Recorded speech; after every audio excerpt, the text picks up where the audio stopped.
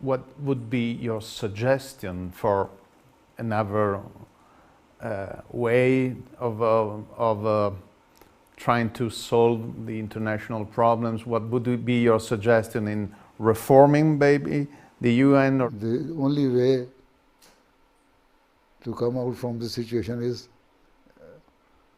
absolute justice, without any discrimination. No matter who you are a human being. No matter which nation you belong to, no matter which continent you come from, you are a human being.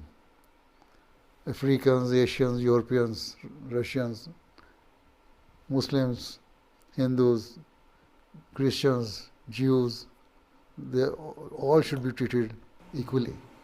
And this is why Quran says that if you have to give witness against your own self, your loved ones, your kindred, you do it.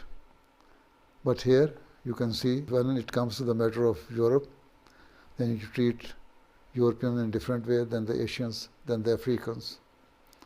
When it comes to the matter of Jews and Christians and Muslims, then you have a different yardstick of measuring them, measuring their sentiments, measuring their values,